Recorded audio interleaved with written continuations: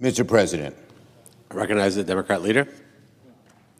Mr. President, I want to begin with a truly disgusting and alarming piece of news the American people got this morning. This morning, the former president of Honduras, Juan Orlando Hernández, was released from prison after Donald Trump gave him a pardon. We all know that Donald Trump does a lot of hypocritical things. Almost every day, there's hypocrisy oozing from the White House.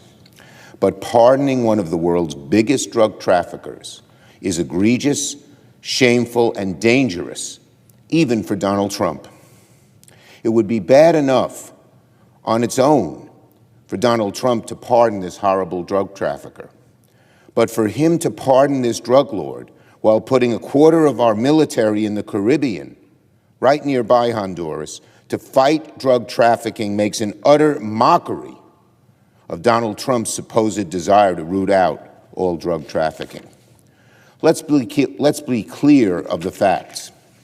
The person Donald Trump just pardoned was convicted of helping move 400 tons of cocaine to the United States. All the while, Trump blows up alleged drug boats to prevent drugs from getting to America and risks leapfrogging the U.S. into a war with Venezuela.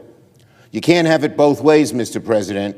You can't talk a big game about hunting down drug traffickers and getting drugs off our streets and then turn around and free a dangerous, convicted drug lord. That sends a message to other criminals. Suck up to Trump, and you'll get a pardon no matter how many boatloads of drugs you pump into our streets. Even one Trump advisor admitted that, quote, how we justify this is really hard. Trump's pardon reeks of hypocrisy. It reeks of corruption, which is the MO of the Trump administration. The failure of the leadership at the Department of Defense is also a national embarrassment. The mess Secretary Hegseth creates regularly shows the consequences of picking an inexperienced Fox News host to lead a massively complex life-or-death federal agency. Donald Trump is learning it the hard way. If you pick a Fox News cable host to lead the largest, most complicated federal agency of all, you get burnt. And Hegseth is just way beyond what anyone would imagine in how bad he is at that department. In the past few days, more questions have arisen about Hegseth's order to attack alleged drug trafficking vessels off the coast of Venezuela. It is possible those strikes, which may have included verbal orders from the Secretary of Defense to, quote, kill everybody on those boats, violated the law. But this is the problem.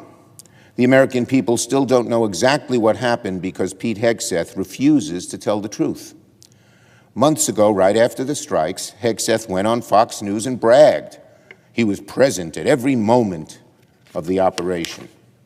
He said on Fox News that he, quote, watched it live. He said the same to us in person. But then last night he tweeted that his admiral was actually the one who made all the combat decisions. This is so spineless. Pete Hegseth won't hesitate for a moment to talk a big game and take credit if he thinks it makes him look good. But the minute trouble arises, suddenly Hegseth says someone else was making the decision. Now let's be very clear about something. There's a very easy way for the American people to get the truth. Pete Hegseth should release the full tapes of the September 2nd attack, both the first and second strike. Not a clip, not some edited or redacted snippet. The full unedited tapes of each strike must be released so the American people can see what happened with their own eyes. Now, Pete Hegseth says he did nothing wrong, so prove it. If it's true, he should have nothing to fear from the truth. But if he refuses to release the tapes, if he stonewalls, if he keeps hiding the facts, then the question becomes unavoidable. What is Pete Hegseth hiding? What does Pete Hegseth not want the American people to see? Is it that his story doesn't add up? We don't know. because Pete Hegseth is right now hiding the truth. And sadly, that has become a theme with this administration. When facts are inconvenienced, they cover up. So Secretary Hegseth, release the tapes. I also want to commend my Senate colleagues, including the chairman and ranking member of the Armed Services Committee, Senators Wicker and Reed, for working together in good faith in a bipartisan way to conduct oversight of these boat strikes. I support those efforts wholeheartedly. One of the first things we need is a classified briefing from the DoD, the Department of Defense, about exactly what happened during these operations. And let me be clear, Secretary Hegseth must be part of those briefings. We need documentation, and we need the tapes, but we should go one step further. Secretary Hegseth should testify publicly before the committee under oath so that the American people can hear the facts. The truth should not be kept behind closed doors. The fresh air of public scrutiny should be let in. The public has a right to know. That's why Pete Hegseth must testify publicly, and most importantly, why he must release the full tape of the attacks.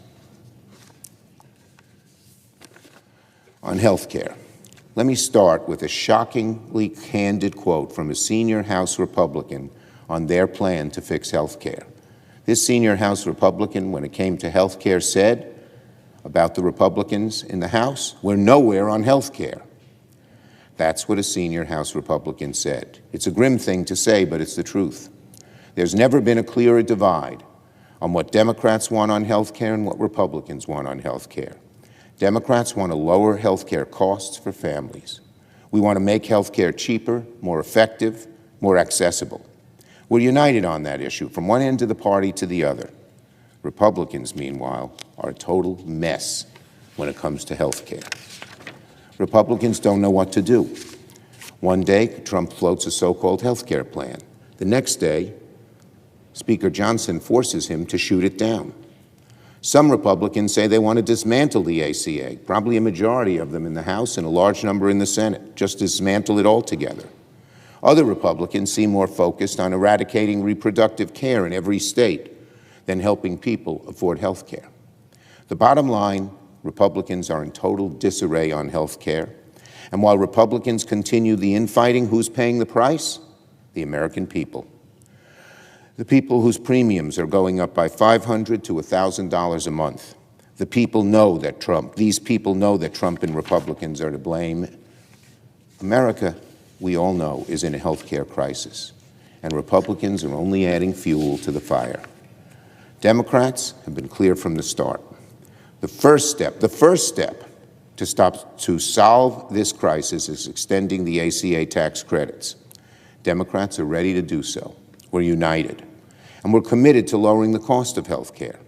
Republicans, however, by their own admission, are nowhere on health care, and that's a disastrous message to send to the American people who are suffering from skyrocketing health care costs. I yield the floor. Note the absence of a quorum. The clerk will call the roll. Ms. Alsterbrooks.